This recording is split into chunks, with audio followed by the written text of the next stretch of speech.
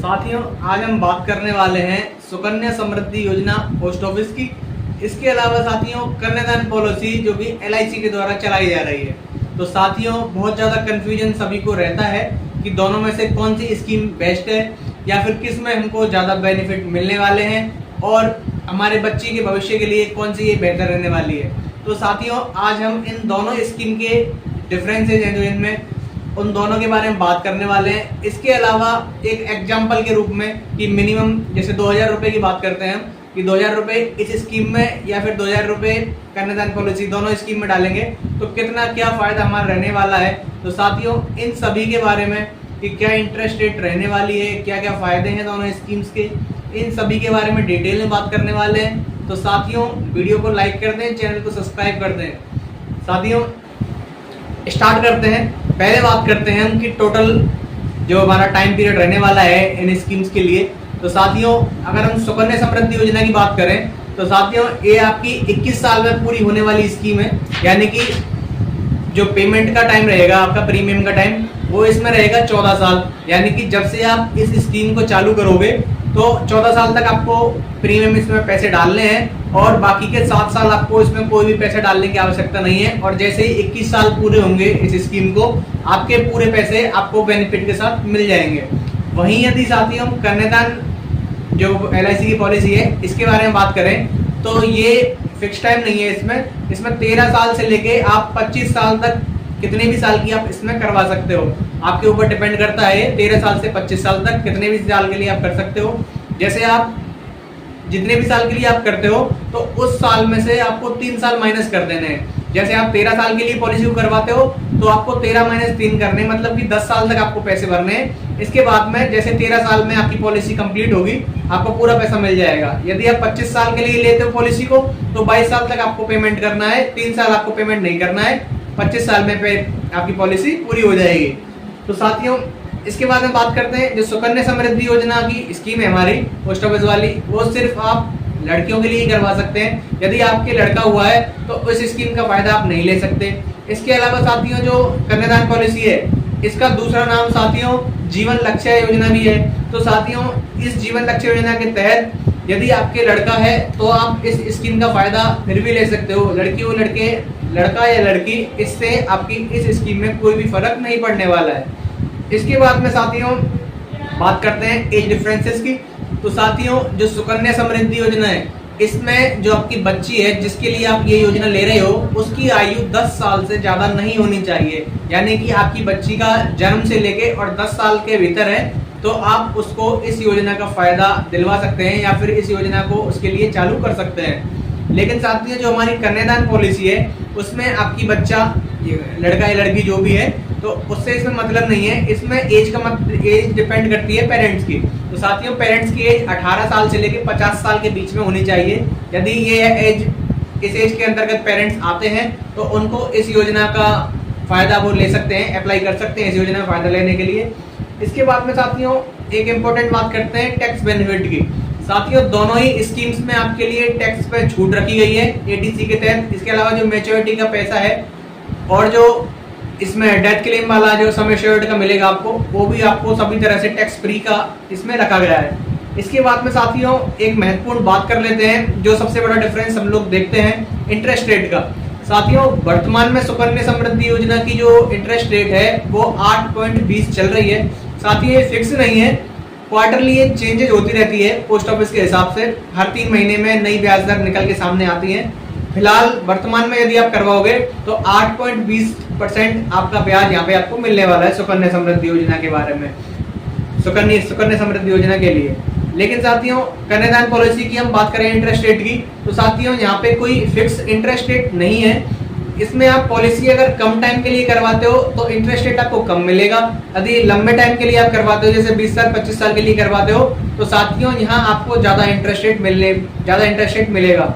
एक एवरेज लगा के चले हम तो 7% का एवरेज निकल के आता है कि जो कन्यादान पॉलिसी है उसमें आपको लगभग 7% का ब्याज आपको मिलेगा। इसके बाद में साथियों एक जो मेजर डिफरेंस है वो है साथियों, यदि जैसे आप अपनी बेटी के लिए इसको लेते हो और किसी कारण से एक्सीडेंटल या फिर नेचुरल यदि आपकी डेथ हो जाती है तो साथियों सुकन्या समृद्धि योजना के अंतर्गत डेथ क्लेम या फिर सम एश्योर्ड का कोई भी फायदा यहाँ पे नहीं दिया गया है इसकी। और साथ में साथियों, इस योजना को आपको ऐसा नहीं है कि आपकी डेथ हो गई तो इस योजना की जो अगली किस्तें हैं वो माफ हो जाएंगी, ऐसा बिल्कुल नहीं है।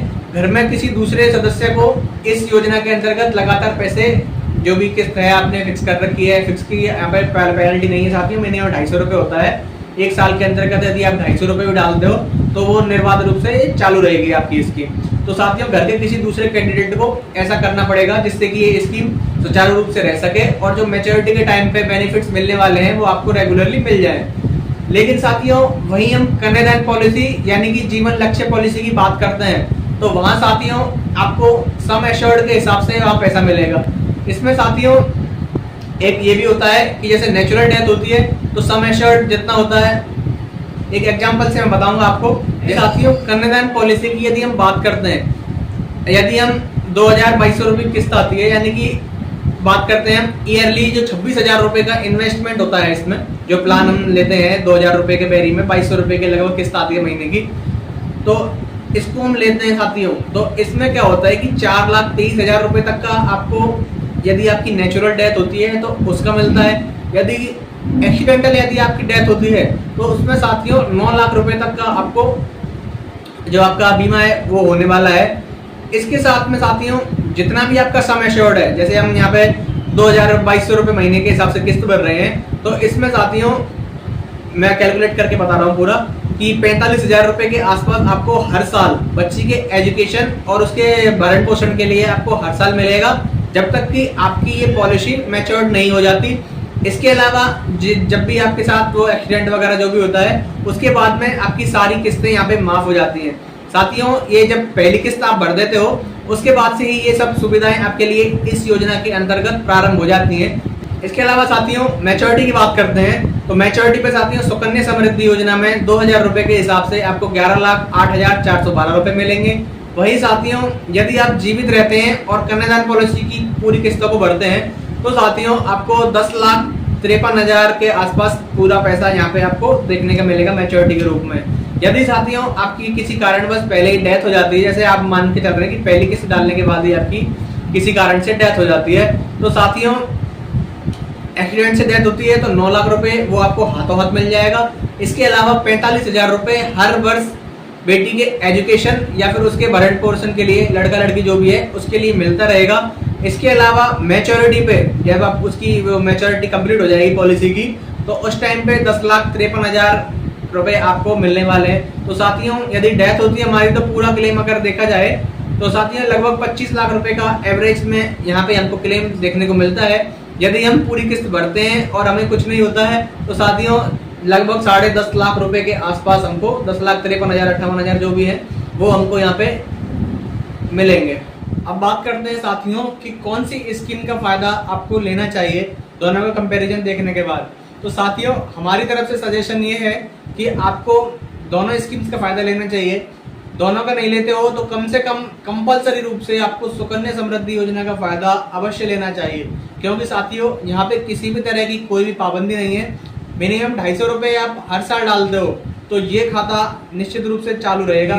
साथियों जब भी आपके पास पैसा आए 12 किस्तों के रूप में एक साल में कभी भी आप इस योजना में इन्वेस्ट कर सकते हो और कितना भी कर सकते हो, 250 रुपये से ज़्यादा, 1000, 2000, 5000 जितने भी आपके पास पैसे हों तो इस योजना में आपको डाल देने हैं। तो साथियों और जो ये कन्यादान पॉलिसी है इसमें साथियों आपको अपना बजट देखना है। ऐसा नहीं है कि अभी आप ज़्यादा प्रीमियम ले लें और भविष्य में आपको दिक्कत हो जाए। साथियों बहुत लंबा टाइम के लिए ये स्कीम चलने वाली होती हैं तो आपको अपने बजट के हिसाब से ही इन पॉलिसी को लेना है।